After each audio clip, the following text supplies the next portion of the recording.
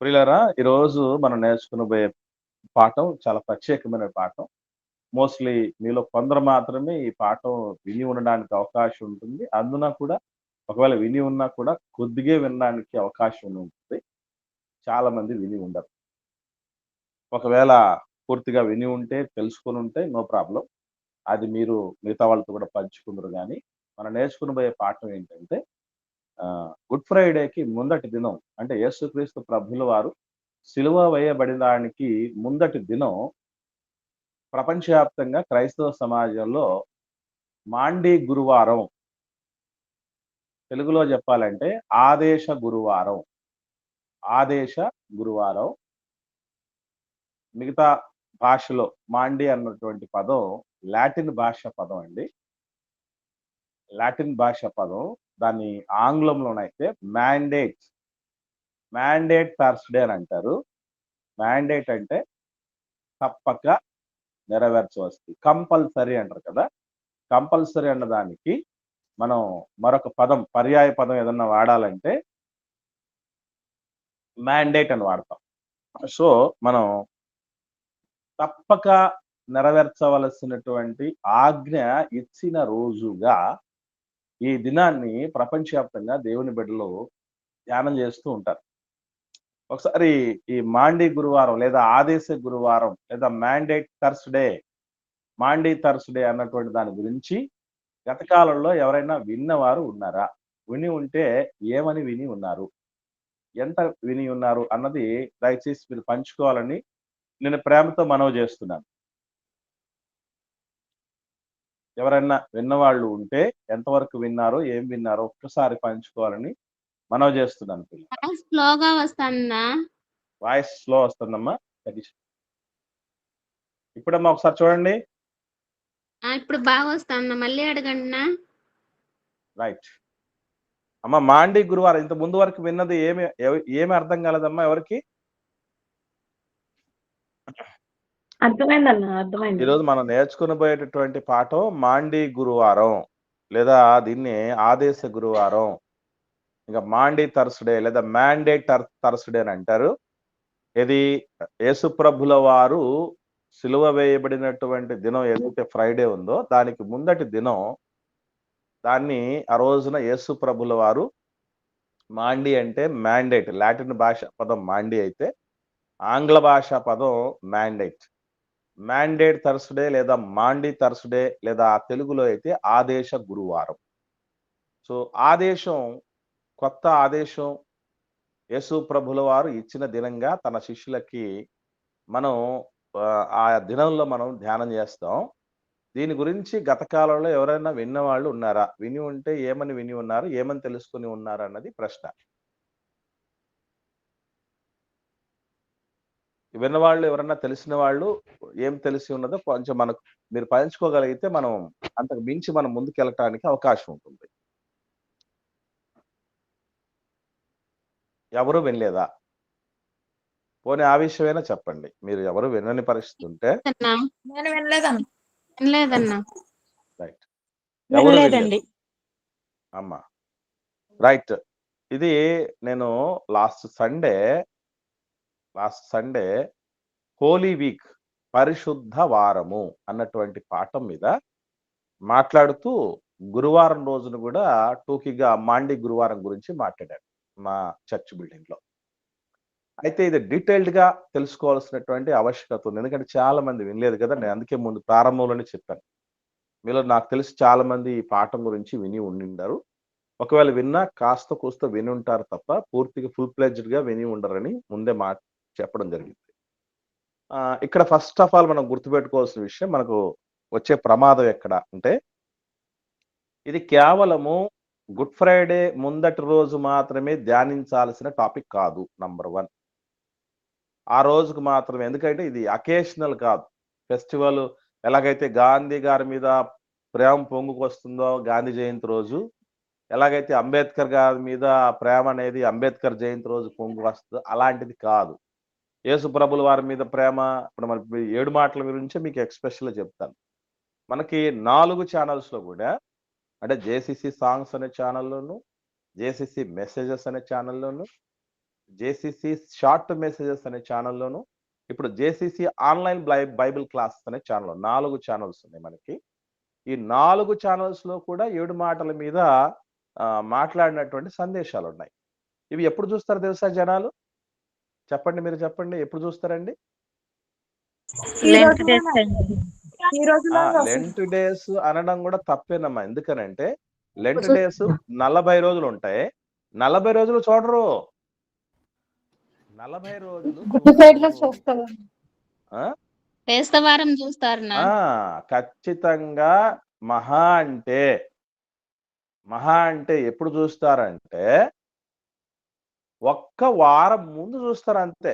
Good ఫ్రైడేకి వారం ముందు రోజుల నుంచి చూస్తారండి. నేను ఎలా చెప్పగలనంటే ప్రతి సంవత్సరం దాదాపుగా జేసీసీ సాంగ్స్ అనే యూట్యూబ్ ఛానల్లో సుమారుగా కొన్ని ఒక 5-6 సంవత్సరాల ముందు అప్లోడ్ అయ్యాయి. ఖచ్చితంగా కామెంట్ ఎవరు చేసినా కూడా నాకు నోటిఫికేషన్ వస్తుంది. కరెక్ట్‌గా గుడ్ ఫ్రైడేకి వారం ముందు రోజుల నుంచి జనాలు చూస్తారండి. మళ్ళీ మామూలుగా చూడరు, విపరీతంగా చూస్తారు. జేసీసీ సాంగ్స్ అనే యూట్యూబ్ ఛానల్లో అత్యధిక వ్యూస్ కలిగినటువంటి విషయాలు ఏమన్నా ఉన్నాయంటే అవి 7 మాటల మీదవే. ఆ టైంలో విపరీతంగా చూస్తారు.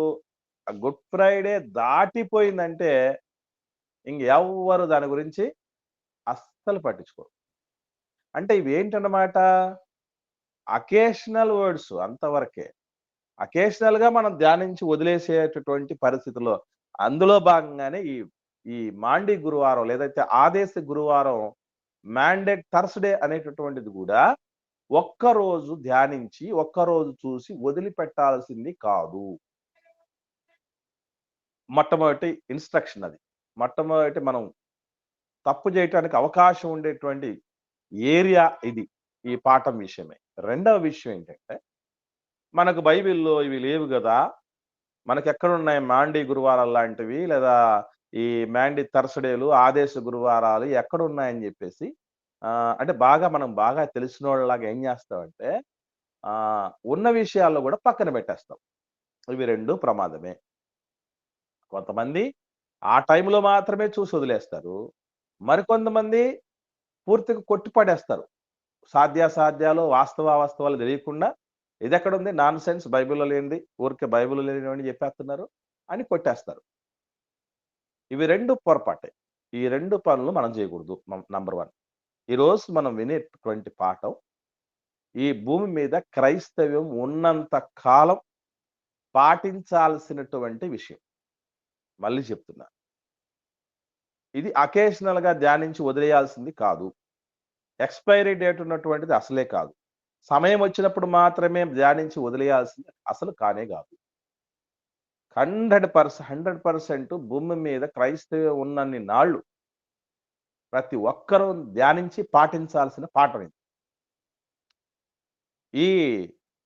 అంటే యేసు ప్రభుల వారిని అప్పగించబడిన రాత్రి బైబిల్‌లో మనకు ఈ మాట ఉంటుంది. ప్రభువైన యేసు తాను అప్పగించబడిన రాత్రి ఒక రొట్టెను పట్టుకొనని.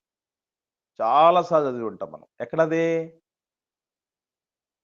కొరింథీయుల్లో ఉంటుంది. కొరింథీయులకు రాసిన మొదటి పత్రిక 11వ అధ్యాయంలో కనపడుతుంది. కదండి? 23వ వచనం నుంచి మనకు ప్రతి వారం మోస్ట్‌లీ దీన్ని మనం టచ్ చేస్తూ ఉంటారు కదా మన వాళ్ళు. అంటే దీన్నే ద లాస్ట్ సప్పర్ మనకు లియోనార్డో డావిన్సీ ఉన్నాడు కదా, చిత్రకారుడు, ప్రపంచ ప్రఖ్యాతి చిత్రకారుడు ఉన్నాడు లియోనార్డో డావిన్సీ. అతను రాశాడు. ఏమిటది అంటే ద లాస్ట్ సప్పర్ అనే బొమ్మ గీయటం జరిగింది. అదే ప్రపంచవ్యాప్తంగా ఈ మధ్య కాలంలో లేటెస్ట్ గా ద డావిన్సీ కోడ్ అనేటువంటిది సినిమా తీసి యేసు ప్రభుల వారికి మ్యారేజ్ అయింది. అలా యేసు ప్రభుల వారి దగ్గర ఒక వ్యక్తి అట్లా వాలి ఉన్నట్టు ఫోటో బొమ్మ చూసినప్పుడు ఆమె ఎవరో కాదు మగ్దలేనే మరియతో యేసు ప్రభుల వారికి వివాహం అయిందని చెప్పేసి దాని గురించి చాలా రకాలుగా చేయటం జరిగింది కదా, మీకు తెలుసు. యాక్చువల్లీ నేను దాని గురించి కాదు కానీ మనం మాట్లాడుకోవాల్సింది ఇప్పుడు ఆ చివరి పస్కా భోజనం మేడగదిలో యేసు ప్రభుల వారు శిష్యులందరితో కలిసి చేస్తున్నటువంటిది. ఆ టైంలో చాలా చాలా విశేషమైనటువంటి సంగతులు జరిగాయి. యేసు ప్రభుల వారు శిష్యుల పాదాలు కడిగినటువంటి సందర్భం, అలా కడిగిన తర్వాత నేను మీకు చేసినట్లే మీరు కూడా ఒకరినొకరు చేసుకోవాలి అన్నటువంటి విషయం తెలియపరచడం అనేది కూడా మనకు అక్కడ జరుగుతుంది.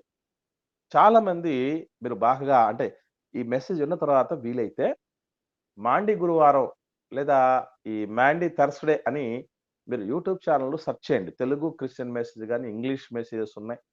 హిందీలో ఉన్నాయి. అన్ని రకాలైనటువంటి వాటిలో ఉన్నాయి. మీకు అర్థమైతే వేరే భాషలు కూడా సెర్చ్ చేసి చూడండి. అందరూ యేసు ప్రభుల వారు శిష్యుల పాదాలు కడిగిన సందర్భాలు చెప్తారు ఎక్కువ. మోస్ట్‌లీ వాస్తవంగా అక్కడే ఆగిపోతారు. కానీ మాండీ థర్స్‌డే అంటే థర్స్‌డే రోజున ఇచ్చినటువంటి ఆదేశం తప్పక నెరవేర్చవలసిన ఆజ్ఞ ఒకటుంది. అది నెరవేర్చినటువంటి వాళ్ళే యేసు ప్రభు శిష్యులు అవుతారు తప్ప ఎవరు పడితే వాళ్ళు అసలు కాదు. ఇంతకు ఆయన ఏం ఆజ్ఞ ఇచ్చాడు? ఏంటి? అన్నది మనం జాగ్రత్తగా ఆలోచిస్తే యోహాను సువార్త 13వ అధ్యాయం 34, 35 వచనాలు చూద్దాం. యోహాను సువార్త 13వ అధ్యాయము. ఇది అంతా కూడా ఈ 13వ అధ్యాయంలో జరిగిందంతా కూడా గురువారం జరిగిందే. ఎందుకంటే క్లారిటీగా మనకు ప్రారంభంలోనే ఏముంటుంది అంటే ఒకరు చదవండి ఆ మాటని 13వ అధ్యాయం యోహాను సువార్త ప్రారంభ వచనం నుండి. మీరు ఒకరినొకరు అమ్మా ప్రేమింపవలెనని అక్క అమ్మా ఒక నిమిషం మొదటి వచనం చదువు తల్లి. తాను ఈ లోకము నుండి తండ్రి యొద్దకు వెళ్ళవలసిన గడియ వచ్చినని యేసు పస్కా పండుగకు ముందే ఎరిగినవాడై లోకంలోనున్న తన వారిని ప్రేమించి వారిని అంతము వరకు ప్రేమించెను. ఇక్కడ చూడండి, వారు భోజనం చేయుచుండగా ఇవన్నీ కూడా మనం చూస్తే యేసుప్రభుల వారు గడియ వచ్చేసిందట. పస్కా పండుగ అంటే నెక్స్ట్ డే పస్కా. ఆ ముందు రోజు ఇది జరిగిస్తున్నాడు. అంటే ఇది ఏ వారం అన్నమాట? గురువారం. అంతేనా? గురువారం రోజున జరుగుతున్నటువంటి కార్యం. సో ఈ కార్యం గురించి మనం తెలుసుకోవాల్సిన ప్రధానమైన విషయాలు ఇదిగో 34, 35 వచనాల్లో ఉన్నాయి. ఏమిటవి? మీరు ఒకసారి చూడండి. ఒకరినొకరు ప్రేమింపవలెనని మీకు క్రొత్త ఆజ్ఞ ఇచ్చుచున్నాను. నేను మిమ్మును ప్రేమించినట్టే మీరును ఒకరినొకరు ప్రేమింపవలెను. మీరు ఒకని ఎడల ఒకడు ప్రేమ గలవారైన ఎడల దీన్ని బట్టి మీరు నా శిష్యులని అందరూ తెలుసుకుందరనెను.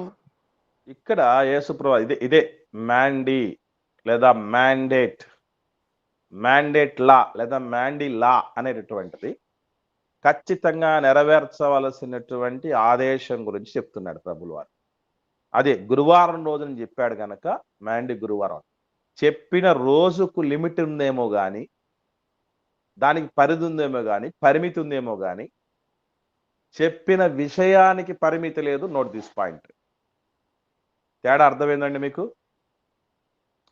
చెప్పిన రోజుకు లిమిట్ ఉంది, కానీ చెప్పిన విషయానికి లిమిట్ లేదు. చెప్పిన విషయం ఆ రోజు ధ్యానం చేసి వదిలేయాల్సింది కాదు, అది సర్వకాలాల్లో మనం పాటించాల్సింది. ఏంటది అని చెప్తున్నాడంటే ఒకరినొకరు ప్రేమించాలనే కొత్త ఆజ్ఞ. ఏంటి మనకు కొత్తగా లేదండి ఈ మాట ప్రభు చెప్పింది. మనం ఒకరినొకరు ప్రేమించుకోవాలనేది ఇంతకు ముందు ఆజ్ఞ లేవండి? నేను అడుగుతున్నాను ప్రశ్న. ప్రభు అన్నాడు కొత్త ఆజ్ఞని, ఇది కొత్త ఆజ్ఞ అంటారా? ఇంతకు ముందు ఇటువంటి ఆజ్ఞలు ఎప్పుడు మీరు చదవలేరా? మీరు చూడలేదా? మీరు వినలేదా? రెస్పాండ్ అవ్వండి దయచేసి. నిన్నువలే నీ పొరుగు వారిని ప్రేమించని ముందే చెప్పాడు కదా. గుడ్. అది ముందు నుంచే ఉన్నది కదమ్మా. మరి ముందు నుంచే ఉంటే ప్రభు కొత్త ఆజ్ఞ అంటున్నాడు ఏంటి? అంటే శిష్యులకు మాత్రమే మిమ్మల్ని ఒకరొకరు ప్రేమించుకోమని ఏమన్నా చెప్పారేమన్నా? పొరుగు వాళ్ళకంటే దగ్గరైన వాళ్ళు కదమ్మా. పొరుగు వాళ్ళకంటే శిష్యులు ఒకరికొకరు దగ్గరైన వాళ్ళు కాబట్టి వాళ్ళ కోసం ప్రత్యేకంగా చెప్పాల్సిన పని లేదు కదా. ఇంకా అంటే మనం బైబిల్ని ధ్యానం చేసేటప్పుడు ఇలాంటి ప్రశ్నలు వేసుకోవాలి. వన్స్ క్వశ్చన్ చేసుకుంటే అన్ని బయటపడతాయి. యేసుప్రభుల వారు ఎన్నో సందర్భాల్లో ఒకవేళ శిష్యుల కోసం చెప్పారా అని అంటే దానికంటే ముందు కూడా ఈ శిష్యులతోనూ సమాజం అంతటితోనూ కలిపి చెప్పిన మాటలు చాలా ఉన్నాయి. ఫర్ ఎగ్జాంపుల్ చూద్దాం. అంటే ఇప్పుడు శిష్యులకు మాత్రమే కొత్తగా ఏమైనా చెప్తున్నాడా? అంతకు ముందు ఎప్పుడైనా శిష్యులకు ఎప్పుడు చెప్పలేదా అనేది కూడా మనం చూద్దాం. ఏమండి? ఒకసారి మత్తయి సువార్త 7వ అధ్యాయం 12వ వచనం చూడండి. మత్తయి సువార్త 7వ అధ్యాయం 12వ వచనం. త్వరగా చదవండి. కావున మనుషులు మీకు ఏమి చేయవలనని మీరు కోరుకుందురో అలాగుననే మీరును వారికి చేయుడి. ఇది ధర్మశాస్త్రమును ప్రవక్తల ఉపదేశమునై ఉన్నది. చూడండి, అంటే యేసుప్రభుల వారు చెప్తున్నటువంటి ఈ మాట ఏదైతే ఉందో అది మొత్తం యూద సమాజానికి అందరికీ చెప్తున్నాడు. వాళ్ళల్లో శిష్యులు కూడా ఉన్నారు కదా. కాబట్టి ఎందుకనంటే ఈ 5వ అధ్యాయము కొండ మీద ప్రసంగం ప్రారంభించటానికి మునిపే ఆయన శిష్యుల్ని ఏర్పాటు చేసుకున్నారు లేదండి? మీకు ఐడియా ఉందా లేదా? కొండ మీద ప్రసంగానికంటే ముందే శిష్యులను ప్రభు ఏర్పరచుకున్నట్టు మీకు ఎవరికైనా ఐడియా ఉందా లేదా? లేకపోతే మనం ఆధారం కూడా చూద్దాం. ఎందుకంటే శిష్యులు ఉన్నారా లేదా? ప్రభు మత్తయి సువార్త 7వ అధ్యాయం 12వ వచనం చెప్పే సమయానికి శిష్యులు ఉన్నారా లేదా అనేది మనకు తెలియాలి. శిష్యులను ఏర్పరచుకున్నాడా లేదా అని మనకు తెలియాలి ముందు. ఉన్నారనా? ఎస్, ఉన్నారు. ఎలా చెప్పగలం మనం అది అంటే 4వ అధ్యాయం చూద్దాం. 4వ అధ్యాయము 18వ వచనం. 4వ అధ్యాయం మత్తయి సువార్త 18వ వచనం చూడండి. ఉన్నారో లేదో మనకు అర్థం అవుద్ది. యేసు గలిలయ సముద్ర తీరమున నడుచుచుండగా పేతురు అనబడిన సీమోను అతని సహోదరుడైన ఆంద్రేయ అను 2 సహోదరులు సముద్రంలో వలవేయట చూచెను. వారు జాలరులు. చూడండి, సో ఇక్కడ నుంచి మనకు పేతురు గారు, ఆంద్రేయ గారు, ఆ తర్వాత వచనాల్లో కూడా మనకి వెంటనే ఎవరు కనబడతారండి? యాకోబు, యోహాన్లు కూడా కనబడతారు. సో ఇక్కడ శిష్యులు అనేవాళ్ళు ఉన్నారు. యేసు ప్రభుల వారు మత్తయి సువార్త 7వ అధ్యాయం 12వ వచనం చెప్పే సమయానికి శిష్యులు ఉన్నారు. వాళ్ళతో కూడా ఖచ్చితంగా చెప్తున్నటువంటి మాటే ఏమని? మనుషులు మీకు ఏం చెయ్యాలని మీరు అనుకుంటారో అదే మీరు వాళ్ళకి చేయండి. What is that mean? దాని అర్థం ఏంటి? ఒకరినొకరు ప్రేమించుకోవాలని కదా. నిన్ను వాళ్ళని పొరుగు వారిని ప్రేమించడం అనే దాన్ని చాలా క్లారిటీగా చెప్పాడు ప్రభు అక్కడ. అంతేనండి. మనుషులు మనకి ఏం చేయాలనుకుంటాం చెప్పండి? మనుషులు మనకి ఏం చేయాలనుకుంటామండి? ఎక్కువగా మనల్ని అభిమానించాలని, మనల్ని ప్రేమించాలని అభిమానించాలనుకుంటాం, మనల్ని ప్రేమించాలనుకుంటాం, మనకు మేలు చేయాలనుకుంటాం కదా. మనతో సహవాసం చేయాలనుకుంటాం, మనల్ని ప్రశంసించాలనుకుంటాం, మనల్ని ప్రోత్సహించాలనుకుంటాం కదా, మనల్ని మెచ్చుకోవాలనుకుంటాం. ఇదే కదా ఎదుటి వాళ్ళ నుంచి మనం కోరేది. మనల్ని గౌరవించాలనుకుంటాం. ఇదే పని నువ్వు అలా చేయి. ఇది మనం ప్రభు చెప్తున్న మాట. మనం ఏదైతే ఇతరుల నుంచి కోరుకుంటామో అదే వాళ్ళకు చేయమని ప్రభు చెప్పినటువంటి మాట. అదే కదా నిన్ను వాళ్ళని పొరుగు వాడిని ప్రేమించడం అంటే. అదే కదా ఒకరినొకరు ప్రేమించుకోవటం అంటే. ఈ మాట ముందే ఎన్నోసార్లు చెప్తే ప్రభు మళ్ళీ ఏంటి కొత్తగా చెప్తున్నా అంటున్నాడు?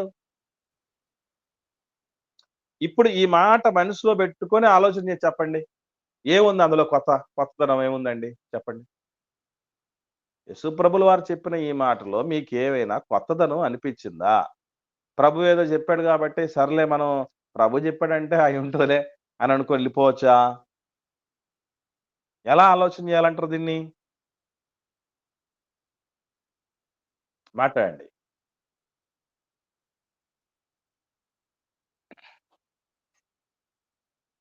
చూసారా, మాండి గురువారం అనేటటువంటిది ఒకటి ఉందనేది మనం ఇంతవరకు తెలియకపోవటం ఒక విషయం అయితే, అందులో ఉన్నటువంటి విశేషమైన సంగతి ఏదైతే ఉందో, మీరు ఒకరినొకరు ప్రేమించుకోవాలనేటటువంటిది కొత్త ఆజ్ఞ మీకు ఇస్తున్నానయ్యా, ఇది మీరు చేయండి. ఎప్పుడైతే మీరు ఒకరినొకరు ప్రేమించుకుంటారో అప్పుడే నా శిష్యులు అని చెప్పిన మాట మనం తీక్షణంగా పట్టి ఆలోచన చేస్తే ఇదేం కొత్త కాదే. అంటే ఎప్పటి ఇక్కడ నుంచో చెప్పండమ్మా. నేను మిమ్మల్ని ప్రేమించినట్టే అని కొత్తగా చెప్తున్నాడన్న. అంటే గుడ్, ఆయన ప్రాణం వెరీ గుడ్, సైతం వదిలిస్తాడు కదా. వెరీ గుడ్ అమ్మా, వెరీ గుడ్ తల్లి. గాడ్ బ్లెస్ యూ అమ్మా. ఇక్కడ గమనించాల్సిన విషయం ఇది. అంటే మనలాగా ఇతరుని ప్రేమించడం అనేది ముందటి ఆజ్ఞ. నిన్నులాగే నీ పొరుగువాడిని ప్రేమించే అనేది ముందటి ఆజ్ఞ. కానీ ఇప్పుడు కొత్త ఆజ్ఞ ఏంటి అంటే మనలాగా కాదట ఇతరులు ప్రేమించాల్సింది. క్రీస్తు ఎట్లా ప్రేమించాడో అలా ప్రేమించాలట. అదండి కొత్త ఆజ్ఞ. ఇదివరకు ఉన్నటువంటి ఆజ్ఞకి ప్రభు ఆ టైంలో ఇచ్చిన ఆజ్ఞకి డిఫరెన్స్ మీరు గమనిస్తున్నారా? అర్థమవుతుందా? రెస్పాండ్ అవ్వండి దయచేసి. యేసు ప్రభుల వారు కొత్త ఆజ్ఞ అంటే ఏమిటా కొత్తది? అర్థమైంది. ఇది ఫస్ట్ గుర్తుపెట్టుకోవాల్సింది. మనలాగే ఇతరులను ప్రేమించటం అనేది పాత ఆజ్ఞ. ధర్మశాస్త్రం అంతా కూడా దేంట్లో ఇమిడి ఉందని చెప్తుందండి బైబిల్? ధర్మశాస్త్రం అంతా దేంట్లో ఒక్క ఆజ్ఞలో ఇమిడి ఉందట. నీ పొరుగు వారిని ప్రేమించాలి. గలతీలకు రాసిన పత్రిక చూద్దాం 5వ అధ్యాయం. అక్కడికి వచ్చి మళ్ళీ ఇక్కడికి వద్దాం 14వ వచనం. అపొస్తలుడైన పౌలు గారు గలతీలకు రాసిన పత్రిక 5వ అధ్యాయం 14వ వచనంలో రాయబడినటువంటి మాట చూద్దాం. చదవండి ఒకరు. ధర్మశాస్త్రం అంతయు నిన్ను వలె నీ పొరుగు వానిని ప్రేమించుము అని ఒక్క మాటలో సంపూర్ణమై ఉన్నది. చూడండి, ఒకే ఒక్క మాటలో ధర్మశాస్త్రం అంతా సంపూర్ణమైందట. నిన్ను వలె నీ పొరుగు వారిని ప్రేమించు అన్న ఒక్క మాటలో. మరి దానికంటే మించినది ఏంటి అని అంటే ప్రేమ.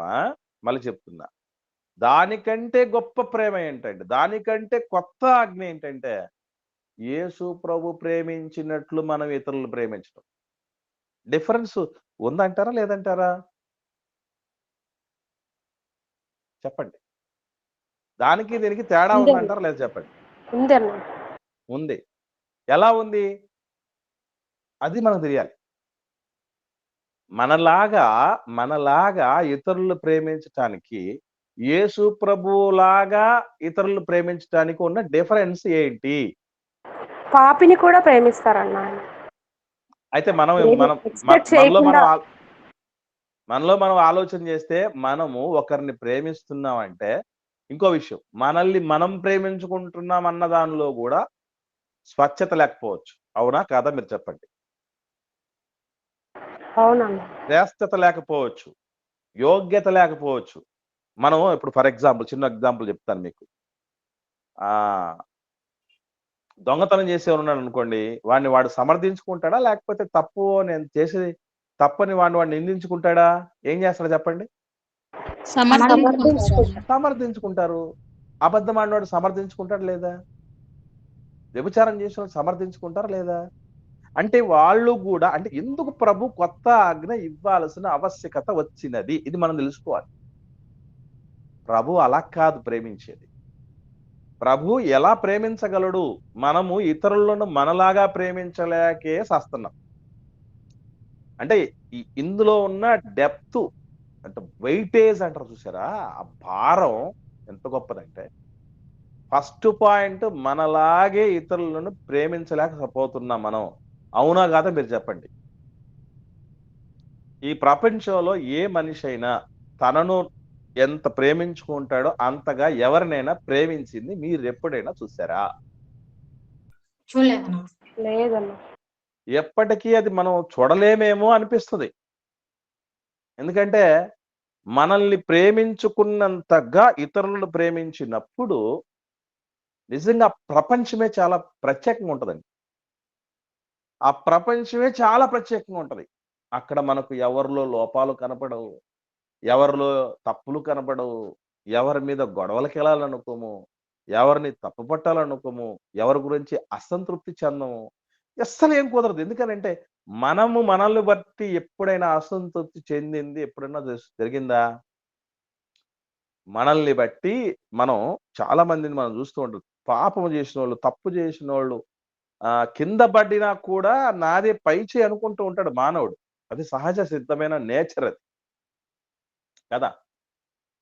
కాబట్టి అలాగా మనం అనుకుంటూ ఉంటాం. ఏమనేంటి అంటే, నాకంటే ఎక్కువ ప్రేమ ఉంది, నన్ను ప్రేమించుకున్న దానికంటే ఎక్కువ ప్రేమ ఉంది ఫలానాళ్ళ మీద అని మనం చెప్పుకుంటూ ఉంటాం. ఎవరి మీద చెప్పండి? ఎవరి మీద? భార్య మీదో, భర్త మీదో, పిల్లల మీద చెప్తూ ఉంటామే. అది కూడా వాస్తవంగా ఆలోచన చేస్తే అబద్ధమే, అసంపూర్ణమే. అవునా కాదా? మీరు దీంతో ఏకీభవిస్తున్నారా లేదా మీరు చెప్పండి? నిజం. ఎలా నిజం అనే ఆలోచన చేస్తే, మీరు ఒక్కసారి జాగ్రత్తగా ఆలోచన చేయండి. మనం బాగా ప్రేమించే వాళ్ళు చనిపోయారు అనుకోండి, మనం కూడా చచ్చిపోతామా? చనిపోం కదా. ఆలోచన చేయండి. అంటే అంత సులభమైన విషయం కాదది. మనలాగే ఇతరులను ప్రేమించటమే పెద్ద ఛాలెంజింగ్ ఇష్యూ అయితే, యేసుప్రభుల వారు ఇంకొక పెద్ద భారాన్ని, ఇంకొక పెద్ద ఆజ్ఞను, ఇంకొక విశాలమైనటువంటి దృక్పథం కలిగిన ఆజ్ఞను తీసుకొచ్చి పెడుతున్నాడు. అదేంటట? నేను మిమ్మల్ని ప్రేమించినట్లు మీరు ఒకరినొకరు ప్రేమించుకోండి. అసలు మనలాగే ఇతరులను ప్రేమించటమే అల్టిమేట్. ఇక యేసు ప్రభువులాగా ఇతరులను ప్రేమించామనుకోండి, అసలు ఆ జీవితం మనం ఊహల్లో ఆలోచన చేసుకోలేమండి. ఆ జీవితం చాలా ప్రత్యేకంగా ఉంటది. శ్రేష్టమైనటువంటి రాయి లాంటి జీవితంగా ఉంటది. శ్రేష్టమైనటువంటి వస్తువు లాంటి జీవితం ఉంటది. శ్రేష్టమైనటువంటి చరిత్రలో చిరస్థాయిగా నిలిచిపోయేలాంటి బతుకుంటది. ఎందుకనంటే యేసుప్రభుల వారిని ఈరోజు ఆయన మామూలుగా ఒక మహనీయుడు, ఒక గొప్ప వ్యక్తి చనిపోయిన తర్వాత కాలం గడిచే కొద్దీ ఆయన మీద ఉన్నటువంటి ఆయన ఫాలోయర్స్ ఇవన్నీ ఏమవుతూ ఉంటారు చెప్పండి? సాధారణంగా తగ్గిపోతారా? పెరుగుతారా? తగ్గిపోతన్నా. ప్రపంచంలో ఎంతటి మహనీయులైనా మీరు గమనించండి. వాళ్ళు బతుకున్నప్పుడున్న ఫాలోయింగ్ కంటే చనిపోయిన తర్వాత ఫాలోయింగ్ తెలియకుండానే తగ్గిపోతూ ఉంటుంది. అంతవరకు ఎందుకు మీకు ఇంతకుముందు చెప్పాను. ఇప్పుడు దేశానికి స్వాతంత్రం తీసుకొచ్చాడని గాంధీ తాత గురించి మనం నేర్చుకుంటున్నాం కదా చరిత్రలో, పాఠ్యపుస్తకాల్లో. ఇప్పుడు గాంధీ తాత యొక్క ఫాలోయర్స్ పెరిగారా? తరిగారా లోకంలో? తరిగిపోయినారు. ఎలా చెప్పగలం అంటే, గాంధీ జయంతి రోజున కూడా గాంధీ తాత ఆశయం ఏంటి? ఆయన ఆలోచన ఏంటి అనంటే, మీరు జీవహింస చేయకూడదు. అంటే ఆ రోజున గాంధీ జయంతి రోజున మాంసపు కొట్లన్నీ మూసేస్తారు దేశంలో. ప్లస్ మద్యం దుకాణాలన్నీ మూసేస్తారు. ఈ మాంసం తినేవాడు ప్రతి ఒక్కడు తిట్టుకుంటారు ఆయన తెలుసా మీకు? ఆ మద్యం తాగే ప్రతి ఒక్కడు తిట్టుకుంటాడు. ఈ ముసలోడు ఊరికెళ్ళ పుడితే పుట్టాడు. జీవహింస తప్పంటాడు, మద్యపానం వద్దంటాడు. ఆయనకి ఏమండి అని అనుకొని, అంటే ఏ తాత అయితే వద్దన్నాడో ఆ గాంధీ తాత ఉన్న బొమ్మను ఉన్నటువంటి కరెన్సీ నోటిచ్చి మందు కొనుక్కుంటాడు అదే రోజు. లేదు ఆ రోజు కుదరలేదు అనుకోండి, ముందు రోజే కొనుక్కు పెట్టుకుంటాడు మందు గాని, అదే ఆయన బొమ్మ ఉన్న నోటే ఇచ్చి. మాంసం గాని కొనుక్కుంటారు. ఏమైపోయింది ఆయన ఫాలోయింగ్ అంటే? ఆయన ఒక్కడితే కాదు, ప్రపంచంలో ఎంతటి మహనీయుడిగా, ఎంత ఖ్యాతి గడించినటువంటి వ్యక్తులు కావచ్చు, ప్రభావితం చేసిన వ్యక్తులు కావచ్చు, ఎందరినో ఫాలోయర్స్ కలిగిన వ్యక్తులు కావచ్చు, కాలం గడిచే కొద్దీ కాల గర్భంలో గడిచిపోతుంది వాళ్ళ ఖ్యాతి. కానీ యేసు ప్రభుల వారి పరిస్థితి మనం గమనించగలిగితే సంవత్సరాలు, దశాబ్దాలు, శతాబ్దాలు, సహస్రాబ్దాలు, 2 సహస్రాబ్దాలు అయిపోయింది ఆయన ఈ భూమి మీదకి వచ్చి, ఆయన పరిచర్యలు చేసి, ఆయన బోధలు చేసి, ఆయన జీవితాన్ని మనందరికీ కనబరిచి. ఏమైపోతుంది క్రిస్టియానిటీ? పెరిగిపోతుంది. కారణం ఏంటంటే, అలాంటి వ్యక్తి భూమి మీద నా భూతో నా భవిష్యత్. ఎందుకు అనంటే ఆయన ఎట్లా ప్రేమించగలిగాడో చూడండి. ఇఫ్ పాసిబుల్ అలాంటిది చేయగలిగితే జీవితంలో, మన జీవితం కూడా ప్రభువుల వారి జీవితంగా చాలా ప్రత్యేకంగా ఉంటది. చాలా స్వచ్ఛంగా ఉంటది. చాలా ధైర్యంగా ఉంటుంది. చాలా చాలా చాలా ఆశీర్వాదకరంగా ఉంటది. ఏం చేశాడట యేసుప్రభుల వారు? ఇంతకు ఆయన ఎట్లా ప్రేమించాడండి? మనల్ని శిష్యుల్ని ఎట్లా ప్రేమించాడట ప్రభు? ఇదిగో ప్రారంభ వచనం చూద్దాం. యోహాను సువార్త 13వ అధ్యాయం ప్రారంభ వచనం చూద్దాం. యోహాను సువార్త 13వ అధ్యాయం ప్రారంభ వచనం. ఏమంటున్నాడు చూడండి. తాను ఈ లోకము నుండి తండ్రి యొద్దకు వెళ్ళవలసిన గడియ వచ్చెనని యేసు పస్కా పండుగకు ముందే ఎరిగి లోకములోనున్న తన వారిని ప్రేమించి. Note this point. ఫస్ట్ విషయం ఏంటంటే, మన వారిని యేసు ప్రభు తన వారిని ప్రేమించాడట. ఈరోజు మన ముందున్న ప్రశ్న ఏంటంటే, మన వారినైనా మనం ప్రేమించగలుగుతున్నామా? మన వారినైనా మనం ప్రేమిస్తున్నామా లేదా అన్నదానికి కొన్ని సిమ్టమ్స్ చెప్తాను మీకు. ఏదో మనం ఏమనుకుంటామంటే, అవునండి మా ఆయన నేను ప్రేమిస్తున్నాను, అందుకే ఆయనకు రోజు తెల్లవారు లేచిన తర్వాత ఆయనకు టీ పెడతాను, తర్వాత బట్టలు ఐరన్ చేస్తాను, నీళ్లు పెడతాను, అన్నీ తయారు చేస్తాను, టిఫిన్ పెట్టేస్తాను. తర్వాత వచ్చేసి ఆయన అలసి వస్తే తలకు ఆయిల్ పెడతాను. అన్ని రకాలుగా చూసుకుంటాడు. హెల్త్ బాలేతే బాగా చూసుకుంటాము. భోజనం పెడతాం. అన్నీ చూసుకుంటాం. ఇది ప్రేమ కాదా? ఆయన అక్కర్లేనిది చేస్తున్నా ఇది ప్రేమ కాదా? అనుకుంటూ ఉంటారు. అలాగే బ్రదర్స్ కూడా అలాగే అనుకుంటూ ఉంటారు. నేను కష్టపడుతున్నాను, బయటికెళ్ళి సంపాదించుకొస్తున్నాను, ఇంట్లో కూర్చోబెడుతున్నాను భార్యని. అన్నీ సపరేట్లు చేసేస్తున్నాను. ఆమె చల్లగా కూర్చొని ఉండి అన్నీ చేస్తుంది. కూర్చొని ఉంటదండి భార్య అసలు? ఎంత కష్టపడుతూ ఉంటది బిడ్డ. అన్నీ ఆ విధంగా చెప్తూ ఉంటారు. ఇదే ప్రేమ అనుకుంటూ ఉంటారు. అట్లాగే పిల్లలకు ఆకలి దప్పులు తీర్చేస్తున్నాము, బట్టలు తెచ్చేస్తున్నాము, కావాల్సిన వస్తువులన్నీ పెట్టేస్తున్నాం, చదివిస్తున్నాం, విద్యాబుద్ధులు నేర్పించేస్తున్నాం, ఉద్యోగాలు తెప్పించేస్తున్నాం, పెళ్ళిళ్ళు చేసేస్తున్నాం. ఇదనుకుంటారు ప్రేమ అంటే. ప్రేమ అంటే అర్థం ఏంటంటే, మనలాగే వారు కూడా రక్షించబడాలి. రక్షణ లేనోళ్ళైతే, రక్షించబడిన వాళ్ళు రక్షణలో ఎదగాలి. పరలోకానికి కళ్ళు మూసే సమయానికి వెళ్ళగలిగే స్థితిలో మనం ప్రాకులాడాలి. నేను సంఘంలో చూస్తూ ఉంటాను. చాలా మంది చాలా కాలంగా ఏదో ఆహ్, కొత్తలో అయితే అనుకోడానికి. చాలా కాలం నుంచి చూస్తేనండి, కేవలం సిస్టర్స్ మాత్రమే సంఘానికొస్తారు. బ్రదర్స్ వాళ్ళ జీవిత భాగస్వాములు రారు. కేవలం కొంతమంది బ్రదర్స్ మాత్రమే వస్తారు. వాళ్ళ ఆవిళ్ళు రారు. కేవలం భార్యాభర్తలు మాత్రమే వస్తారు. పిల్లలు రారు. కేవలం పిల్లలు మాత్రమే వస్తారు. అమ్మనాన్నలు రారు. అంటే వీళ్ళు నిజంగా ప్రేమిస్తున్నారా? లేదా? అని ఆలోచన చేస్తే వాళ్ళ తపనలు కనపడాలి. వాళ్ళ ఆవేదనలు కనపడాలి. నిజంగా ఎన్నెన్నో సాధించుకుంటూ ఉంటాం మనం. మన సొంతోళ్ళ దగ్గర నుంచి. ఇలాంటివి ఎందుకు సాధించుకోలేని పరిస్థితిలో ఉంటున్నాం? మనం వాళ్ళ మీద అసలు కాన్సంట్రేట్ అన్నా చేస్తున్నామా? కనీసం వాళ్ళ కోసం ఇదిగో ఇది గాదు జీవితం. ఇలా ఉండకూడదు. అలా ఉండాలి. ప్రార్థన చేసుకోకపోతే ప్రార్థన చేసుకో అని చెప్పేవాళ్ళం ఎంతమంది? బైబిల్ చదువుకోకపోతే చదువుకో అని చెప్పేవాళ్ళం ఎంతమంది? నోరు జారుతుంటే నోరు చారకూడదు అని దేవుడి మాటలు జ్ఞాపకం చేసేవాళ్ళు ఎంతమంది? తప్పుగా ఆలోచన చేస్తుంటే ఇలా ఆలోచించడం మంచిది కాదని చెప్పేవాళ్ళు ఎంతమంది? అలాంటి మనం వారిస్తామా? చెప్తామా అసలు? ఇదిగో రండి దేవుడి సన్నిధికి మనం వెళ్ళటం చాలా ప్రాముఖ్యమైంది, శ్రేయస్కరమైంది. దేవుడు కోరుకున్నట్టుగా మనం బతుకుదామని ఫ్యామిలీ ప్రేయర్ లేని ఫ్యామిలీ ప్రేయర్ చేసుకోగలుగుతున్నాను. ఇవన్నీ మనం గమనిస్తే మనల్ని ప్రేమించటం, మన వాళ్ళని ప్రేమించటమే మనకు చేత. మన వాళ్ళని ప్రేమించడమే మనకు చేత కావట్లేదు. ఏది గుండె మీద చేసుకొని మనల్ని ఎంతమంది మా కుటుంబం అంతా దేవుడి సేవలో ఏమండి ఏ అరమరికలు లేకుండా, ఏ సమస్యలు లేకుండా, ఏ ఇరుకు లేకుండా, ఏ ఇబ్బంది లేకుండా నేను నా ఇంటి వారుడు దేవుడిని యెహోవాను సేవించదు అన్నటువంటి రీతిగా ఆ రోజు యెహోషువ గారు, ఈ రోజు మేము అని చెప్పుకోగలిగిన వాళ్ళు ఎంతమంది ఉన్నాం మనం? ఎంతమంది ఉన్నాం? నేను కొందరిని భార్య గాని, భర్త గాని చర్చికి రాకుండా పోయినప్పుడు నేను అడుగుతాను. చర్చికి రానటువంటి వాళ్ళకి కొంతమందికి ఫోన్లు చేసి, "ఈరోజు ఏం జరిగిందో మీ ఆవిడ చెప్పిందా నాయనా?" అని అడుగుతా. చెప్పలేదు. పోనీ నువ్వు అడగయావా అని అడుగుతా. అడగలేదు. చూసారా?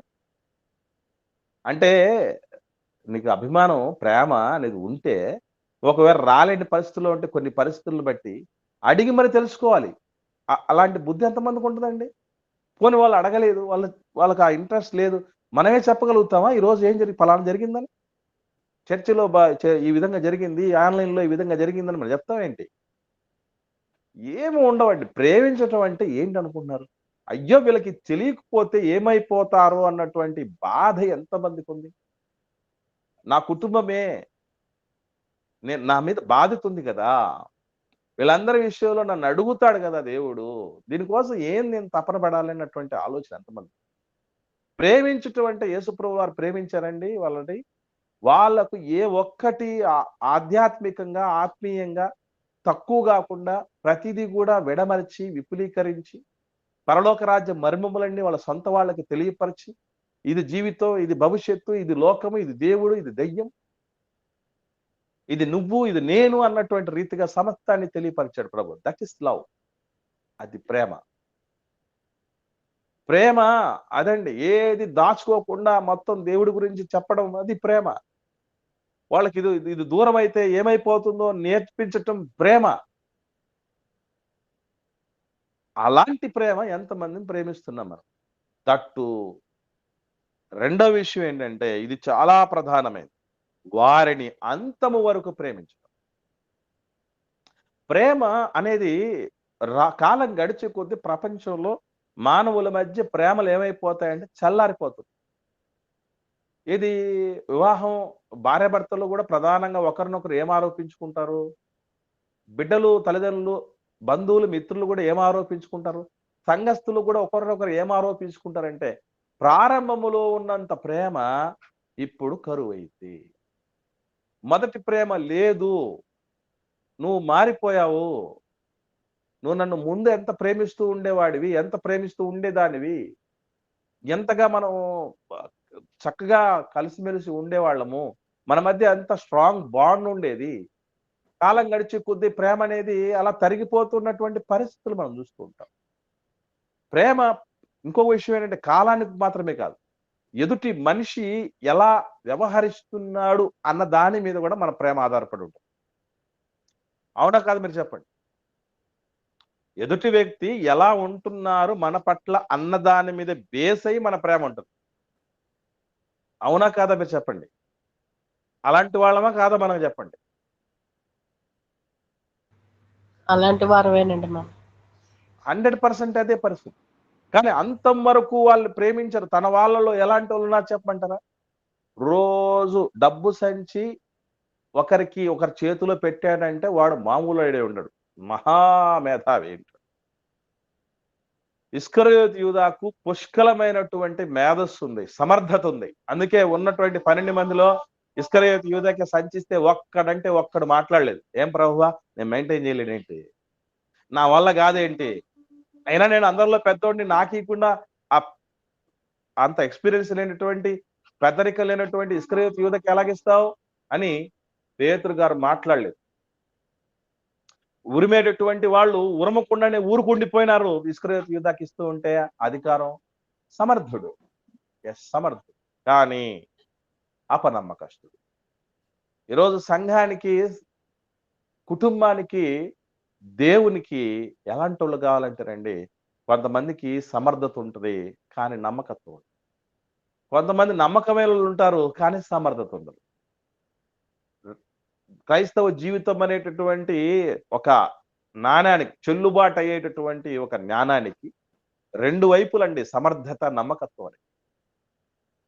కొంతమంది ఉంటారు మోస్ట్ టాలెంటెడ్, కానీ వాళ్ళ చేతికి నమ్మి పని చేయాలంటే భయం.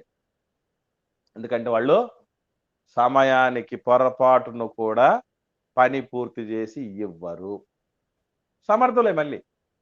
అప్పుడప్పుడు చెప్తూ ఉంటారు ఎంత ఎంత టాలెంటెడ్ అంటే, కానీ అని అంటారు చూసారా, అదే నమ్మకస్తులు.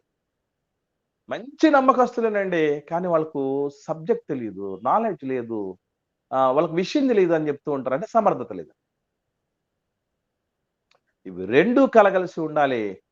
కానీ కానీ సమర్థత ఉండి నమ్మకత్వం లేనోడిని కూడా మిగిలిన వాళ్ళలాగే చూశారు. That is love, unconditional love. ఈరోజు మనకు ప్రపంచంలో ఉన్న ప్రేమలన్నీ కండిషనల్ ప్రేమలే. నువ్వు అది చేస్తే నేను ఇచ్చేస్తా, నువ్వు అలా ఉంటే నేను ఇలా ఉంటా, నువ్వు పట్టించుకుంటే నేను పట్టించుకుంటా, నువ్వు ప్రేమ వాళ్ళకి బస్తే నేను కూడా వాళ్ళకి బస్తా, నువ్వు బిగబడితే నేను బిగబడతా, నువ్వు తిడితే నేను తిడతా, నువ్వు కొడితే నేను కొడతా, నువ్వు కక్ష తెచ్చుకుంటే నేను తక్కువ తిన్నానేంటి, నీకంటే 4 ఆకులు ఎక్కువ తిన్నా, నేను కూడా తెచ్చేసుకుంటా. ఇది ఈరోజు మన లోకంలో, ప్రపంచంలో జరుగుతున్న విషయాలండి. కానీ నిలువున యేసు ప్రభువుని వారిని మరణానికి అప్పగిస్తాడని యేసు ప్రభు వారికి తెలుసు. ఒక పాము, అది ప్రమాదకరమైన విషపూరితమైన పాము, విషపూరితం కాను పాము మన ఇంట్లోకి వచ్చి దూరిపోయింది. రాత్రి అవుతోంది, అయినా కూడా దాన్ని కనుక్కోలేకపోతున్నాం. నిద్రపోతామండి ఒకరవన్నా? ఎవరన్నా నిద్రపోతామండి? నిద్రపోమ్నా? అస్సలు నిద్రపోం. ఎప్పుడు నిద్రపోతాం? బయటికి దాన్ని పంపించి బయటికన్నా పంపించాలి, లేదా చంపేయాలి. చంపేనన్నా చంపేయాలి. చంపేయాలి. ఈ రెండిట్లలో ఏ ఒక్కటి జరగకుండా ఆ రోజు నిద్రపోం. కట్ల పాము కంటే ప్రమాదకరమైన పాము ఏంటి తెలుసా అండి? నోట్ల కట్టలకు అలవాటు పడిన పాము. సిరి గురించి తొందరలో పాట వస్తుంది. సిరి గురించి పాట రాసాం, దానిలో ఈ విషయాలన్నీ వస్తాయి. కట్ల పాము కంటే ప్రమాదకరమైనది నోట్ల కట్టలకు అలవాటు పడిన పాము. అది అలవాటు పడింది. రోజు తీసేసుకుంటున్నాడట సంచిలో నుంచి. అది కూడా తెలుసు ప్రభుకి. సంచిలో నుంచి తీసుకునేది సాటి విశ్వాసులు, సాటి శిష్యులకు తెలియకపోవచ్చు, అని ప్రభుకు తెలుసు. తెలిసినా ప్రేమించటం. నన్ను చాలా మంది అడిగారు, ఒరే నువ్వు మన హైందవ్యంలో నుంచి వెళ్ళావు కదా, క్రీస్తు దగ్గరికి వెళ్ళిపోయావు కదా, మన దగ్గర ఏమి లేవు, మన దేవుళ్ళ దగ్గర ఏమి లేవు, ఆయన దగ్గర ఏమున్నాయో ఒకసారి చెప్పవా, మేము కూడా వచ్చేస్తాం అని అడిగారు. అలాంటి వాళ్ళకి నేను ఒక మాట చెప్పా. ఈరోజు ప్రపంచంలో గుర్తుపెట్టుకోండి, మనల్ని ఎవరైనా ప్రేమిస్తున్నారంటే దానికి కారణం చెప్పంటారా? మన గురించి పూర్తిగా తెలియకపోవటం. మళ్ళీ చెప్తున్నా, మన గురించి పూర్తిగా తెలియదు గనకనే ప్రేమిస్తున్నారు. మనం కూడా మళ్ళీ చెప్తున్నా, మనం కూడా ఎదుటి వాళ్ళ గురించి పూర్తిగా తెలియదు కాబట్టి ప్రేమిస్తున్నాం. మీరు ఈ మాటతో ఏకీభవిస్తారా లేదా? ఏకీభవిస్తాం. 100% అంతా తెలిస్తే. ఫర్ ఎగ్జాంపుల్ నా విషయమే చెప్తాను మీకు. నేను మీకు చాలా మంచి విషయాలు చెప్తున్నాను కదా, ఏమండి? విషయాలు చెప్పినట్టుగా బతుకులేదు అనుకున్నాం. డబ్బు గురించి చాలాసార్లు చెప్తూ ఉంటా కదా, నేను దాని మీద ఖాతరు చేయను అని చెప్తున్నా. కానీ ప్రతిదీ ఒక విషయం బయటపడింది అనుకుంటా, నేను డబ్బు కోసమే అన్ని చేస్తున్నానని మీకు తెలిసింది అనుకున్నాం. వ్యభిచారం చేయకూడదు అని చెప్తున్నటువంటి వాడిని నేను వ్యభిచారం చేస్తున్నాను అనుకున్నాం. ప్రతి వాడికి సొంత భార్య ఉండాలి, సొంత భర్త ఉండాలి, ఒక వ్యక్తికి ఒక భార్య ఉండాలన్నటువంటి వాడిని 2-3 భార్యలను కలిగి ఉన్నాననే విషయం మీకు తెలిసింది అనుకుందాం. నిజంగా ఇవన్నీ నాకు లేవండి, నేను ఉదాహరణ చెప్తున్నా. అలా విషయం మీకు తెలిసింది అనుకోండి, మీరు ఎవరన్నా నా దగ్గరకు వచ్చి వాక్యం వింటారా? వినమన్నా. పొరపాటును కూడా వినరు. ఎందుకు అంటే మాదిరిలినోడు, అంతా తెలుసు. వేదిక మీద ఒకలా ఉంటాడు, వేదిక వెనక ఇంకోలా ఉంటాడు, ఆన్లైన్లో ఒకలా ఉంటాడు, ఆఫ్లైన్లో ఇంకోలా ఉంటాడు. దొంగోడు వీడు ఎవడంటే వేషధారి వీడు అని అంతా తెలిస్తే మనిషి గురించి మనిషికి తెలిస్తే ప్రేమించటం కల్లా, అందున మరలా తెలియటం అంటే ఏం తెలియటం? చెడ్డోళ్ళు అని తెలిస్తే. అప్పుడప్పుడు పలానోళ్ళ గురించి మంచోళ్ళు అనుకొని అప్పుడే తెలిసి ఉంటుందండి ఒక విషయం, పలానా చెడ్డ లక్షణం గుణం ఉందని. వెంటనే మనం ఏం చేస్తాం చెప్పండి? మనం అలర్ట్ అవుతాం, 10 మందిని అలర్ట్ చేస్తాం. జాగ్రత్త, ఒక కన్నేసి ఉంచు వాళ్ళ మీద, ఒక కన్నేసి ఉంచు, మోస్ట్ డేంజరస్ ఫెలో, ఒక కన్నేసి ఉంచండి అని చెప్తాం లేదా? అసలు మన విషయం, ఇంకో విషయం తెలుసా, ఒకటో రెండో మన గురించి తెలిసిందే, లేదా ఎదుటి వారి గురించి ఒకటో రెండో మనకు తెలిసింది, మొత్తం తెలుసు దేవుడికి మన గురించి, అయినా ప్రేమించారు. చూసారా? అది ప్రేమ అంటే. ఎందుకంటే నేను ఇంతకుముందు పాట ఉంది, బల్ల పాటని, యేసు నన్ను ప్రేమించినావు పాపినైనా, నా వంటి నరుడొకడు నన్ను ప్రేమిస్తే నా వల్ల ఫలం కోరుతాడు, కానీ నీ ఇలాంటి పుణ్యుడికి నా వంటి పాపితో ఏముందయ్యా? అలా తెలిసే ఇస్కరియోతు యూదా రోజు పైసలు ఎత్తేస్తున్నాడు అని తెలుసు, అయినా సంచి లాగేయలేదు. ఇదే పరిస్థితి మనకుందనుకోండి, మనం ఏం చేస్తాం?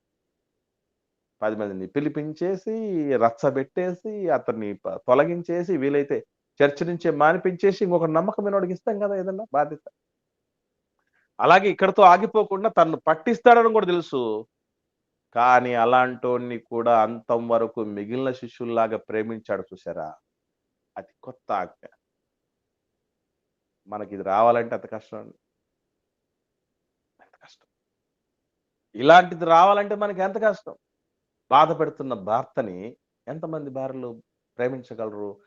సంతోష పెట్టినప్పుడు లాగా, లేదా బాధ పెడుస్తున్నటువంటి, ఇబ్బంది పెడుతున్న భార్యని సంతోష పెట్టినప్పుడు ప్రేమించినట్టు ఎంతమంది ప్రేమించగలరు? చెప్పిన మాట విన్నప్పుడు చూసుకుంటున్నట్టుగా బిడ్డల్ని మాట వినకపోయినా కూడా ప్రేమించే అమ్మనాన్నలు ఎంతమంది ఉంటారు?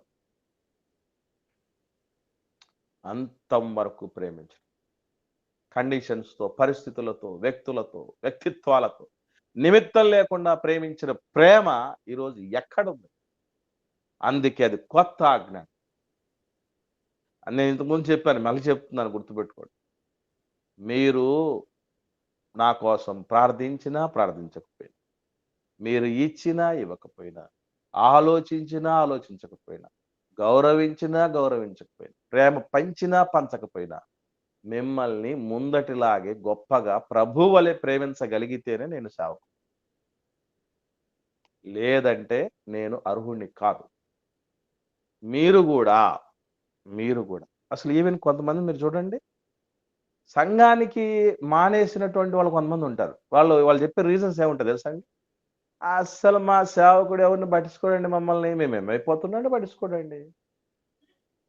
ఆయన ఏదో వస్తాడు, చెప్తాడు, ఎళ్ళిపోతాడు. అయిపోయింది. ఎంతమంది లేరు అలాంటోళ్ళు? ఎంతమంది లేరు? సేవకుడు పట్టించుకునే పరిస్థితి. అసలు పట్టించుకోవటం అంటే ఏంటి? అసలు ఇంతకంటే చేసేటువంటి వ్యక్తులు ఎంతమంది ఉంటారండి? మీ ఆధ్యాత్మిక జీవితానికి కావాల్సిన తిండిని పెట్టడం కంటే మించిందేముంది? మీరు ఎక్కడెక్కడ ఉన్నారు? మీ మాట తీరును చూస్తే సేవకుడు గుర్తుపట్టేస్తాడు ఎక్కడున్నారు మీరని. మీరు ప్రార్థన చేస్తే గుర్తుపట్టేస్తాడు మీరు రెగ్యులారిటీ మీకుందా లేదని. మీరు బైబిల్ చదివే విధానాన్ని చూస్తే అర్థం చేసుకుంటాడు సేవకుడు. ఎంతమందిని చూసుంటాడండి? చూసి వీళ్ళు ఎక్కడున్నారు ఆధ్యాత్మిక జీవితంలో? వీక్‌గా ఉన్నారా? స్ట్రాంగ్‌గా ఉన్నారా? నిలకడగా ఉన్నారా? లేదా? అని పసిగట్టి వాళ్ళకి చెప్తాడు. వాళ్ళ కోసం ప్రార్థన చేస్తాడు. ఇంతకంటే ఏం చేయగలడండి సేవకుడు? కానీ ఏం చేస్తారంటే మా దగ్గరికి రావాలి, మాకు ఫోన్‌లు చేయాలని వాళ్ళు, మా ఇంటికి రావాలండి, మా గురించి పట్టించుకోవాలండి వాళ్ళు. అవునులే, మేమేమన్నా ఇస్తున్నామా ఆయనకి? ఇచ్చేవాళ్ళ దగ్గరికి పోతాడాయన. ఇచ్చేవాళ్ళ దగ్గరికే పోతాడు. డబ్బులున్నోళ్ళ దగ్గర ఆయన ఫ్రెండ్‌షిప్ జేస్తాడు అని అనుకోని సేవకుడి గురించి అనుకునేవాళ్ళు ఎంతమందిని? అంటే అన్‌కండీషనల్‌గా ప్రేమించటం విశ్వాసికి చేత గావట్లేదు. సేవకుడికి చేత గావట్లేదు. కుటుంబములో మనకు మిగతా వాళ్ళకి చేత గావట్లేదు. ఇంకెక్కడ? గురువారం రోజు చెప్పాడేమో గాని, ప్రతి వారము, ప్రతి క్షణము మనము దీన్ని పాటించటానికి ప్రయత్నం చేయగలిగితే, ఎవరి గురించిన తప్పు తలుస్తామండి పొరపాటునైనా మనం. తప్పు చెప్తామండి ఒకరి దగ్గర. అసహించుకుంటామండి. ద్వేషిస్తామండి ఓ మనిషిని. చెయ్యం గదా! యేసు ప్రభువుల వారి కొత్త ఆజ్ఞను పాటించారు. ప్రేమ సామ్రాజ్యాన్ని సృష్టించేశారు. అందుకే దాన్ని టచ్ చేయగలిగిన శక్తి భౌతికంగా అణిచేయగలిగింది గాని రోమా ప్రభుత్వం. కానీ ఒకనాడు రోమా ప్రభుత్వములు అధికారిగా ఉన్నటువంటి చక్రవర్తి కాన్స్టంటైన్ తెలుసు కదా మీకు? క్రీస్తకం 3వ శతాబ్దం ఆ ప్రాంతంలో కాన్స్టంటైన్ అనే ఆయన రోమా చక్రవర్తి.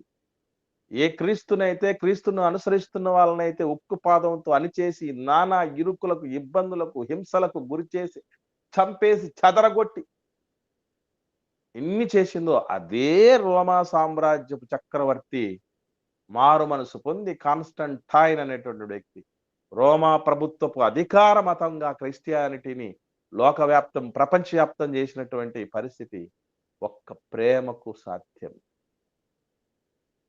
క్రీస్తు ప్రేమకు సాధ్యం. ఆ ప్రేమే మనల్ని బలవంతం చేస్తుంది. స్టెఫెన్ గారు లాళ్ళతో కొడుతున్న వారిని, నాయనా ఈ నేరం వాళ్ళ మీద మోపద్దు. ఏంటండి ప్రేమ? మనల్ని ఎవడండి అటు చంపేది?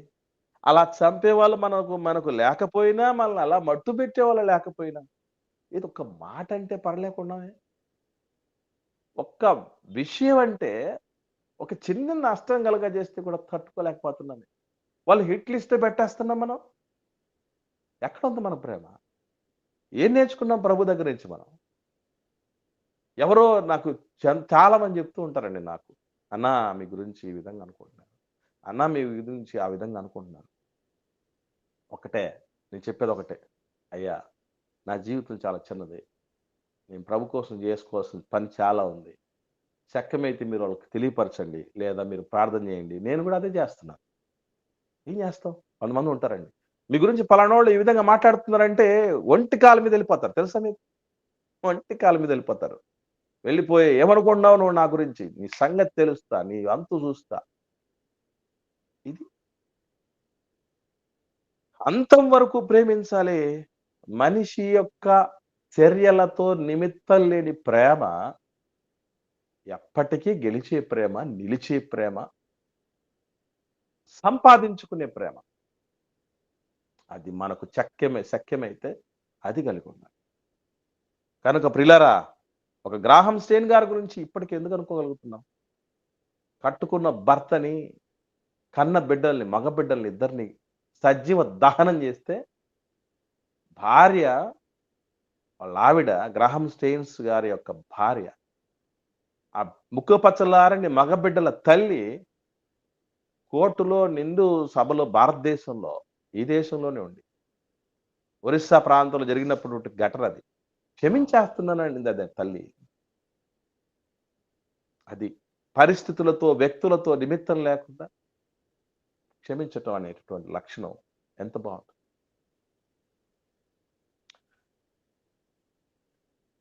మంచి మాట చెప్పి నేను ముగిచ్చేస్తాను. దేవుడు చెప్పాడు, మనకు అందరూ తెలుసు.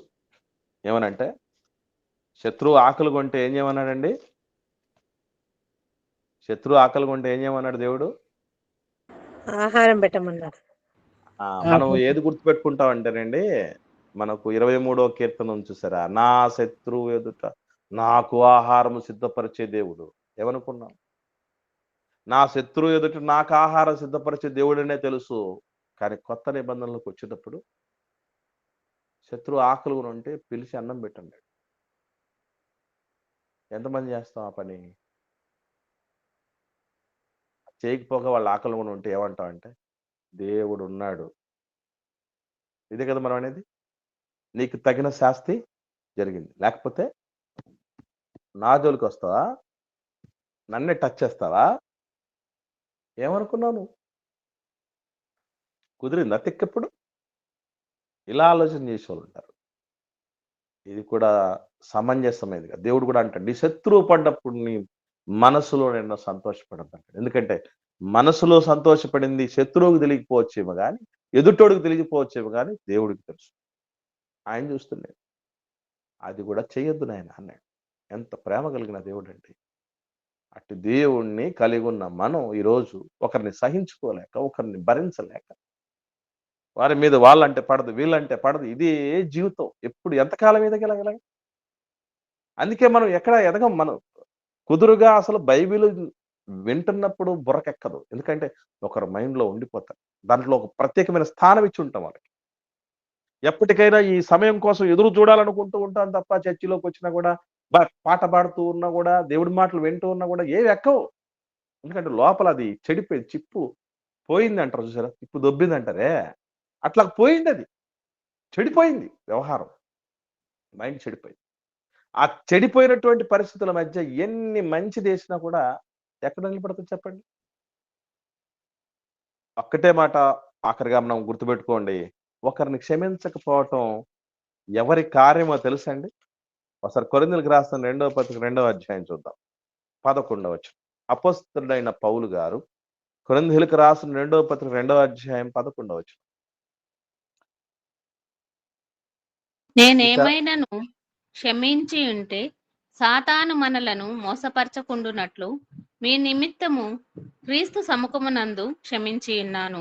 సాతాను తంత్రములను మనము ఎరగని వారము కాము. గమనించండి, సాతాను తంత్రం ఏంటట? సాతాను తంత్రం ఏంటట అంటే, వాడిని క్షమించొద్దు. గుర్తుపెట్టుకో, వాడి తంత్రం, వాడు మోసగించేటటువంటి లక్షణం ఏంటంటే, పొరపాటును కూడా క్షమించొద్దు. ఎట్లా వదిలేస్తావు నువ్వు? వాడిని ఎట్లా వదిలేస్తావు? నీకు సిగ్గు లేదా? నీకు రోషం లేదా? పురుగొలిపేటప్పుడు ఒక విషయంలో మనకు దయ్యం నూరు పోసే విషయం ఇదే. అసలు నువ్వేం తప్పు చేశావు? వాళ్ళు ఆ విధంగా నీ మీదకి రావచ్చా? ఈ విధంగా నీకు నష్టపరచొచ్చా? నీకు ఏ విధంగా అన్యాయం చేయొచ్చా? వాళ్ళకి మేలే చేసావు కదా, నువ్వు ఉపకారమే చేసావు కదా, వాళ్ళ మేలును కోరుకుంటావు కదా, వాళ్ళ కోసం ప్రార్థన చేసావు కదా, వాళ్ళకి ఎన్నోసార్లు సాయం చేసావు కదా. అలాంటి వాళ్ళ నీకు ఈ విధంగా చేయాల్సింది. వాళ్ళకి తగిన శాస్త్రి చెయ్యి. ఎందుకంటే నీలాగా ఇంకొకడు మోసపోకూడదు. ఇలా అనిపిస్తుందా లేదా మనకు చెప్పండి? ఇలా అనిపిస్తుందా లేదా మనకు చెప్పండి? ఒకరి విషయంలో పోనీ మీకు ఎవరికి అనిపించలేదు చెప్పండి? అనిపిస్తుంది అన్న. నాకు ఎప్పుడు అనిపించలేదండి అలాగని అన్నోళ్ళు ఎవరైనా ఉన్నారా? ఎవ్వరు ఉండరు అలాంటోళ్ళు. ఎవ్వరు ఉండరు. గుర్తుపెట్టుకోండి. ఈకొనియ, లుస్త్రా ప్రాంతంలోనికి పౌలు గారు వెళ్ళినప్పుడు రాళ్ళతో కొట్టి చచ్చిపోయాడు అనుకొని కుక్కని ఈడ్చినట్టు ఊరి బయటకి ఈడ్చేశారు ఆయన. అలాంటి ప్రదేశంలోకి పోయి దేవుడికి ప్రార్థన చేస్తూ మీరందరూ సొదొమ గొమొర్రా పట్టణాల్లాగా భస్మీపట్నం చేయించేస్తాను నా జోలికి వస్తారా మీరు ఆ రోజు అనడానికి వెళ్ళాలి, సువార్త ప్రకటించడానికి వెళ్ళాలి మళ్ళీ. అది క్రీస్తు ప్రేమ అంటే. కనుక ప్రియులరా, ఈరోజు ఒక మనిషిని క్షమించలేని గుణం ఏదైతే ఉందో అది సాతాను తంత్రం. మనం మోసపోయినట్టు లెక్క. అందుకే నా మీద మీకేమైనా మీరు క్షమించేసేయండి, మీ మీద నాకేమైనా ఉన్నా నేను క్షమించేశాను. అలాగే కుటుంబ సభ్యుల మీద ఏదన్నా పెట్టుకున్నా కూడా దేవుడు అదే అంటాడు, నీకు విరోధ భావం ఏదైనా ఉంటే నీ సహోదరుడి మీద నువ్వు బలి అర్పించడానికి వెళ్తున్నప్పుడు ఏం చేయమన్నాడండి? నాయన బలికో దండం, నీకో దండం, ఆ బలిని పక్కన పెట్టి వెళ్ళి సమాధానపడు. సమాధానపడు. ఈరోజు సమాధానపడే గుణాలు ఎంతమందికి ఉన్నాయండి? అసలు ఎవరికి ఉన్నాయండి? ఎంతవరకు ఉందండి చెప్పండి? నెవర్. అందుకే ఆదేశం గురువారం రోజు ఇచ్చిన ప్రతి క్షణం కూడా మనం పాటించాల్సినటువంటి విషయం. కొత్త ఆజ్ఞ ఏంటంటే పాత ఆజ్ఞ ముందు పాటిద్దాం. మనలాగా ఇతరులను ప్రేమించాలని మనం ఏం చేయాలో ఇతరులు మనకి ఏం చేయాలనుకుంటాం అది చేయాలి మొదటిది. దానికి మించినటువంటి ఆజ్ఞ, ధర్మశాస్త్రానికి మించింది కొత్త నిబంధన ఆజ్ఞ గనక క్రీస్తులాగా ప్రేమించగలిగినటువంటి పరిస్థితి మనల్ని దేవుడు కొంతమందికి ప్రపంచానంతా ఉద్ధరించాల్సిన పని లేదండి. మనకి మన వారిగా కొందరిని ఇచ్చాడు దేవుడు. ఒక కుటుంబాన్ని ఇచ్చాడు, ఒక సంఘాన్ని ఇచ్చాడు, ఒక సహవాసాన్ని ఇచ్చాడు. వాళ్ళని ప్రేమించాలి. ఎంతవరకు ప్రేమించాలి? వాళ్ళు చచ్చిపోయేంత వరకు, లేదా మనం చచ్చిపోయేంత వరకు ప్రేమించాలి. అది కూడా ఎలా ప్రేమించాలి? ఇదిగో పట్టించేవాడైనా సరే, మనల్ని మరణానికి అప్పగించేవాడైనా ప్రేమించాలి. ఎరగనని ఒట్టు పెట్టుకొని పక్కకెళ్ళిపోయేటటువంటి వాడు లాంటి మనస్తత్వం గల పేతురు గారు లాంటి మనస్తత్వం ఉన్నవాళ్ళు కూడా ప్రేమించాలి. అయిన దానికి కాని దానికి కయ్యానికి కాలు దువ్వేటటువంటి వ్యక్తులుగా ఉన్నటువంటి వ్యక్తులు, ఉరిమెడి వారిగా ఉన్నటువంటి షార్ట్ టెంపర్ పర్సన్స్ కూడా మనం ప్రేమించాలి. ప్రభు అదే కదా చేసింది. వెళ్ళిపోయారు కదా చాలా మంది యేసుప్రభుని వదిలేసి మరి ఎన్నడూ వెంబడించకుండా వాళ్ళని ప్రేమించడం. అన్యాయపు తీర్పు తీర్చిన వారిని, కొరడా దెబ్బలు కొట్టినటువంటి వాళ్ళని, ఉమ్మేసిన వాళ్ళని, మేకులతో మ్రాణుకు దిగేసినటువంటి వాళ్ళని కూడా క్షమించినటువంటి క్షమాగుణ సుగుణాకరుణ్ణి ధరించుకున్నాం. దట్ ఈస్ మాండీ థర్స్డే, ఆదేశ గురువారం. ఏ దేశములో, ఏ దేహములో ఈ ఆదేశం పాటించబడుతుందో ఆ జీవితం అద్భుతమైనటువంటి లోకాన్ని అనుభవిస్తుంది. చాలా ప్రశాంతంగా ఉంటామండి. చాలా మందికి నిద్రలు కూడా సరిగా పట్టవు. ఎందుకంటే ముఖ్యంగా కక్షలు కార్పణ్యాలతో బతుకుతున్న వాళ్ళు ఎలా ఎలా ఎలా ఎలా అని నిద్రపోయే టైంలో కూడా ఇవే వచ్చి తొలుస్తూ ఉంటాయి. ఇది చేసుకోవడానిక ఈ కక్షలు పగలు తీర్చుకోవటానిక వచ్చింది మనం ఈ భూమి మీదకి. అసలు మనం ప్రభు దగ్గరికి వచ్చింది కారణం ఏంటి అనేటువంటి విషయాన్ని మర్చిపోతున్నాం. అందుకే అవసరమై ఉంది మాండి గురువారం రోజున మ్యాండేటరీగా ఉండేటటువంటి ఆదేశం ఇవ్వడం జరిగింది. ఇప్పుడు దాకా మీరు ధర్మశాస్త్ర విషయంలో విన్నారు, కొంతమంది మీరు పాటించుంటారు. మీలాగా ఎదుటి వాడిని ప్రేమించడం కాదు, నాలాగా నేను ప్రేమించినట్టు మీరు ప్రేమించండి అని చెప్పాడు. కాబట్టి అది లోపము లేని ప్రేమ, పాపము చూడని ప్రేమ, దోషము లేని ప్రేమ, దోషము చూడని ప్రేమ, కాలాలతో పరిస్థితులతో నిమిత్తం లేని ప్రేమ. అట్టి ప్రేమ మనము కలిగి ఉండుటకు ప్రయాసపడదు. అందుకే పౌలు గారు అంటారు ఎప్పుడు, ప్రేమ కలిగి ఉండుటకు ప్రయాసపడండి. అది ప్రయాస. డబ్బు సంపాదించడానికి ప్రయాసపడ్డాము ఇప్పుడు దాకా, ఇల్లు కట్టడానికి ప్రయాసపడ్డామేమో, అప్పు తీర్చుకోవడానికి ప్రయాసపడ్డామేమో, ఉద్యోగం తెచ్చుకోవడానికి ప్రయాసపడ్డామేమో, పెళ్లి చేయటానికి ప్రయాసపడ్డామేమో. కానీ వీటన్నిటికంటే శ్రేష్టమైన ప్రయాస ప్రేమ కలిగి ఉండే ప్రయాస. అది మనకు సాధ్యమంటారా? సాధ్యం చేసుకోగలిగితే అద్భుతమైన లోకం. ఎందుకంటే యేసు ప్రభు శిష్యులైన వాళ్ళకే పరలోకపు ప్రాప్తి. క్రీస్తు వలె ప్రేమించిన వాళ్ళే యేసు ప్రభు శిష్యులు. నేను ప్రేమించకపోయినా అలాగా, మీరు ప్రేమించకపోయినా లోకంలో బ్రతికున్నంత వరకు అయితే మేనేజ్ చేసుకోగలిగాము. తుది శ్వాస విడిచిన పర్యంతము దేవుడు అన్నిటిని బట్టే లెక్కేస్తాడు, ఫలమిస్తాడు. ఓకే, ఇదండి మాండి గురువారం రోజున ప్రభు ఇచ్చినటువంటి గొప్ప కొత్త ఆజ్ఞ. కొత్త అంటే మనకు బాగా ఇష్టం కదండి. ట్రై చేద్దాం, ఫలం పొందాం, 10 మందికి ఆ ఫలాలు పంచే విధంగా బ్రతుకుదాం. ఎవరికైనా ఏమైనా సందేహం ఉంటే దయచేసి అడగండి.